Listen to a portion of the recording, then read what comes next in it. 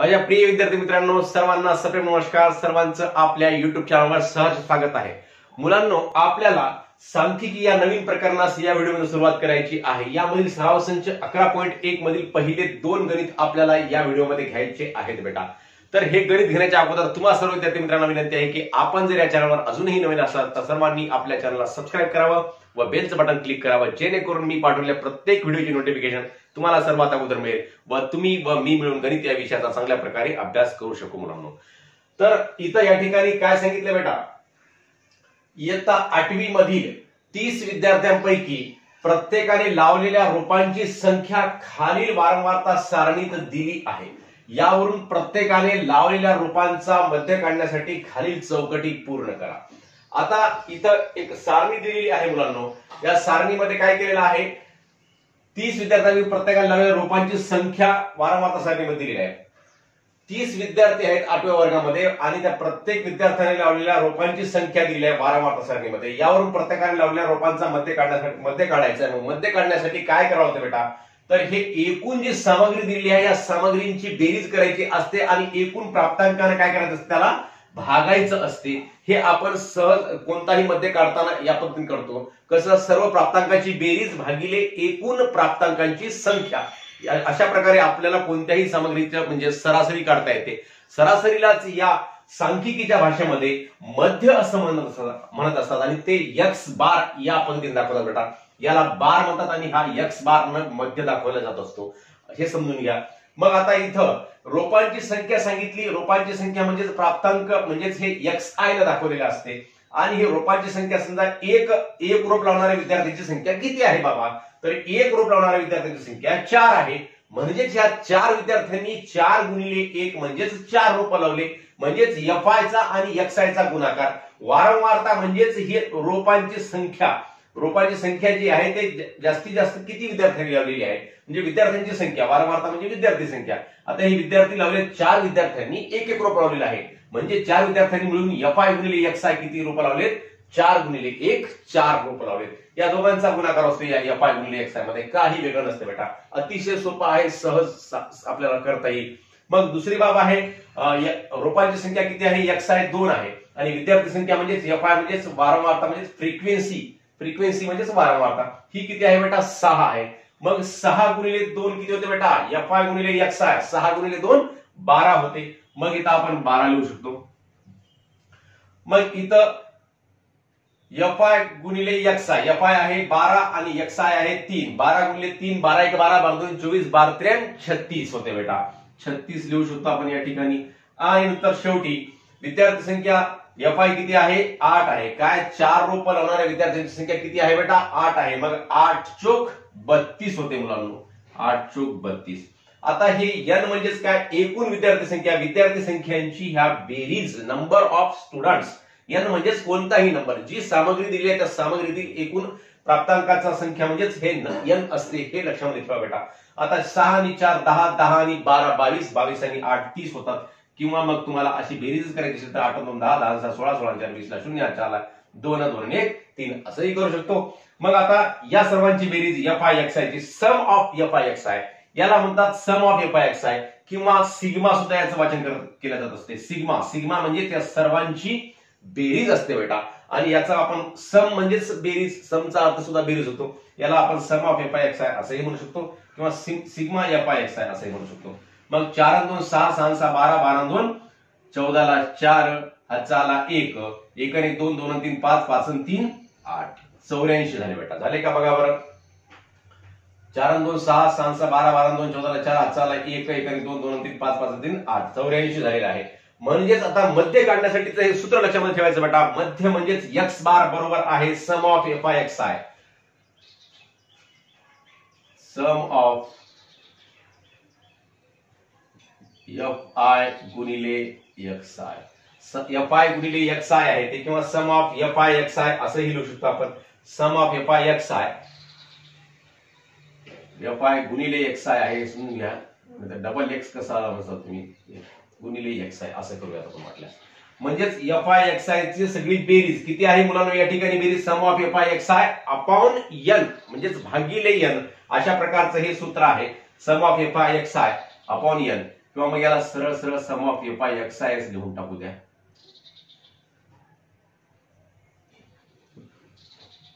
Some of FI/XI भागिले n. आता FI/XI ची किंमत किती आहे बेटा? 84 आहे या ठिकाणी, 84 आणि भागिले किती आहे इथे? 30 आहे बेटा, 30. आता 30 न 84 ला भागायचं आहे, तर 30 न 84 ला पूर्ण निषेध भाग जाईल का? जाणार नाही. मग आपण याला संक्षिप्त रूप करूया. 30 आणि 84 ला 30 न भागूयात. 84 भागिले 30 बरोबर आहे. दोन्ही संख्यांना 3 न भाग जातो. 3 दोन्ही 6, 2 उरले बेटा, 3 8 24 आणि 3 10 30. परत या दोन्ही संख्यांना किती न भाग जातो बेटा? तर 2 ने भाग जातो. बे 1 बे चोक 8 आणि बे पंचे 10. परत आता या 14 ला काय करायचं बेटा? 14 ला 5 न भागूयात, किंवा मग आता या सरळ लावलेल्या रोपांचा मध्य इथं 28 ला 10 न भागल्यानं सुद्धा आपल्याला इथं काय होते? दशांश चिन्ह, इथला दशांश चिन्ह एक सरळ डावीकडे येते, म्हणजेच याचं उत्तर 2.8 येऊ शकते. अशा प्रकारे इथं आपण संक्षिप्तपणे करू शकतो, म्हणजे लवकरात लवकर करू शकतो. कारण इथं छेदामध्ये जर 0 असेल तर दशांश चिन्ह काय होतो? एक स्थळ डावीकडे सरकतो, म्हणजेच इथं काय आलं उत्तर याचं? 2.8. आता दशांश चिन्ह इथं 28 नंतर आहे आणि एक स्थळ डावीकडे, म्हणजेच 2.8 याचं उत्तर येते. म्हणजेच प्रत्येकाने लावलेल्या रोपांचा मध्य किती आहे बेटा? 2.8. अशा प्रकारे आपण हा पहिला प्रश्न या ठिकाणी सोडवलेला आहे. लगेच आपण दुसरा प्रश्न सोडवूयात. तर मुलांनो, दुसरा प्रश्न काय म्हणते बघा या ठिकाणी. एकलारा गावातील 25 कुटुंबात मे महिन्यात वापरलेली वीज युनिटमध्ये खालील सारणी दिली आहे. सारणी पूर्ण करून खालील प्रश्नांची उत्तरे द्या. इथे सारणी दिलेली आहे आणि या सारणीमध्ये काय सांगितलेलं आहे? या 25 कुटुंबांमध्ये युनिटमध्ये वापरलेली वीज सांगितलेली आहे मे महिन्यामध्ये. मग वीज वापर युनिटमध्ये म्हणजेच हा काय आहे? प्राप्तांक आहे. प्राप्तांक किती आहे? तर 30 वीज वापरणारे कुटुंबाची संख्या किती आहे बेटा? 7 आहे. म्हणजेच या 30 वीज वापरणारे एकूण कुटुंब 7 आहेत. म्हणजे त्या दोघांचा गुणाकार म्हणजे FI/XI किती होतो? ही सामग्री किती होती? 30 गुणिले 7 ची, तर 700 आणि 7 21 ला 21 बेटा 210 होते. पुढचं आहे 45 वीज वापरणारे 2 कुटुंब आहेत. म्हणजेच एकूण 45 गुणिले 2 म्हणजे किती वीज झाली? तर या ठिकाणी 90. 45 दोन्ही 90 होत बेटा. मग आता पुढं 60 गुणिले 8 करायचं, म्हणजेच FI/XI आणि XI चा गुणाकार म्हणजेच 60 गुणिले 8. FI म्हणजेच तुम्हाला सांगितले वारंवारता आणि XI म्हणजेच काय आहे? प्राप्तांक आहे बेटा. मग 60 प्राप्तांक असणारे 8 कुटुंब आहेत, म्हणजे या दोघांचा गुणाकार 6 8 48 म्हणजे पुढचा 0 ला 0 म्हणजेच 480 गुणाकार होतो बेटा. 480. 75 गुणिले 5 किती होते बेटा? तर 5 5 25 ला 5 ह्याचे आले 2 आणि 5 35 आणि 2 375 होते बेटा. आणि 90 गुणिले 3 9 3 27 आणि 27च्या पुढे 0 लिहायचं, म्हणजेच 270 होतात मुलांनो. मग आता अशा प्रकारे आपण हे सर्व FI आणि XI चा गुणाकार केलेला आहे. आता ही n म्हणजेच नंबर ऑफ, म्हणजे एकूण या कुटुंबांची संख्या, एकूण कोणत्याही सामग्रीची एकूण बेरीज म्हणजेच काय असते? n असते बेटा. आता इथं नंबर ऑफ फ्रिक्वेन्सी म्हणजे या फ्रिक्वेन्सीची वारंवारतेची पूर्ण बेरीज किती होते? 7 2 9 9 8 17 17 आणि 5 22 22 आणि 3 25 होते बाळांनो. मग 25 झालं आणि सम ऑफ FI/XI या सगळ्यांची बेरीज 0 0 0 5 आणि 0 तर किती होतात बेटा? 5 होतात. 9 1 10 10 8 18 18 7 25 25 आणि 7 32 ला 2 ह्याचे आले 3 3 आणि 2 5 5 आणि 4 9 9 आणि 3 12 12 आणि 2 14 होते बाळांनो. 1425 आलेला आहे. अशा प्रकारे ही सारणी पूर्ण केलेली आहे. अतिशय सोपी बाब आहे मध्य काढण्याची. फक्त लक्षामध्ये ठेवायचं प्राप्तांक म्हणजेच हे युनिट या ठिकाणी सांगितलेलं आहे XI आणि वारंवारता म्हणजेच फ्रिक्वेन्सी FI आणि या दोघांचा गुणाकार म्हणजेच FI गुणिले XI गुणाकार करायचा, जे आपल्या सर्वांना येतो नक्कीच. मग आता इथं या ठिकाणी यावर आधारित इथं प्रश्न विचारले, त्या प्रश्नांची उत्तर द्यायची आणि आपल्याला मध्य काढायचं आहे बेटा. तर पहिला प्रश्न काय म्हणते? 45 युनिट वीज वापरणारी एकूण कुटुंबे किती? आता 45 युनिट इकडे सांगितलं बेटा, इकडे 45 युनिट. मग इकडे काय आहे? कुटुंबांची संख्या. किती कुटुंब आहेत मुलांनो या ठिकाणी? 45 वीज वापरणारे 2 कुटुंब आहेत. मग याचं उत्तर सरळ सरळ आपण 2 म्हणून असे लिहू शकतो. पुढे काय सांगितलेलं आहे पुढच्या प्रश्नामध्ये, ज्या प्राप्तांकाची वारंवारता 5 आहे तो प्राप्तांक कोणता? आता वारंवारता 5 सांगितली, कोणत्या प्राप्तांकाची वारंवारता 5 आहे बेटा? तर 75 ची आहे. मग 75 ची वारंवारता 5 आहे म्हणजे याचं उत्तर किती येते मुलांनो? 75 हे उत्तर येते या ठिकाणी. आता पुढचा प्रश्न आहे n बरोबर किती आणि सम ऑफ fi बरोबर किती? आता n बरोबर किती? n बरोबर 25 आलेलंच आहे उत्तर आपलं. मग हे लिहून टाकायचं n बरोबर 25 आणि सम ऑफ fi म्हणा किंवा सिग्मा म्हणा.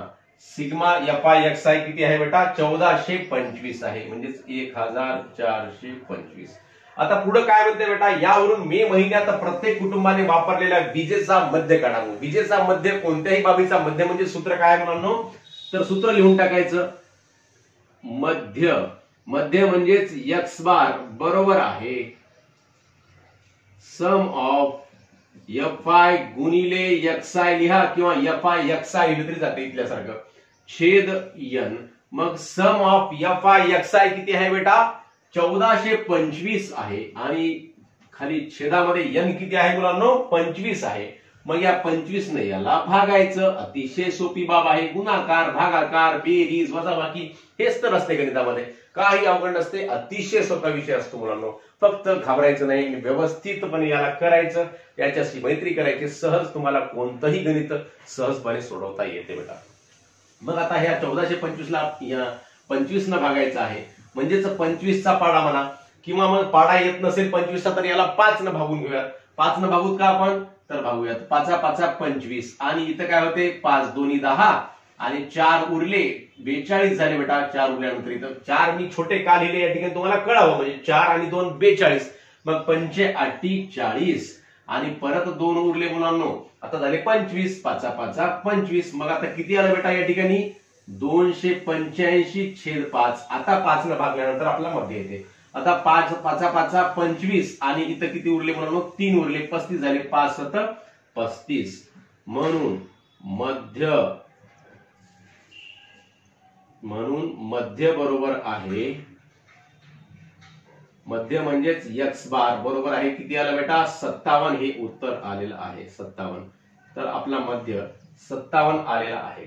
अशा प्रकारे आपण ह्या सामग्रीचा पूर्ण मध्य काढलेला आहे. किती आला बेटा? 57 आला. अशा प्रकारे आपण हे कोणत्याही प्रकारचं गणितामध्ये मध्य काढू शकतो. सूत्र लिहायचं, सम ऑफ fi भागिले n. fi म्हणजे fi चा आणि xi चा गुणाकार आणि n म्हणजे त्या पूर्ण वारंवारताची बेरीज करायची असते. खूप सोपी बाब आहे. तुम्हा सर्वांना निश्चितपणे हे उदाहरण समजले असतील. तर आपण सर्वांनी आपल्या मित्रांना शेअर करसाल अशी अपेक्षा व्यक्त करतो आणि व्हिडिओवर लाईक व कमेंट सुद्धा नेहमीप्रमाणे करसाल हीच अपेक्षा व्यक्त करतो आणि पुन्हा भेटूयात नवीन व्हिडिओमध्ये. धन्यवाद.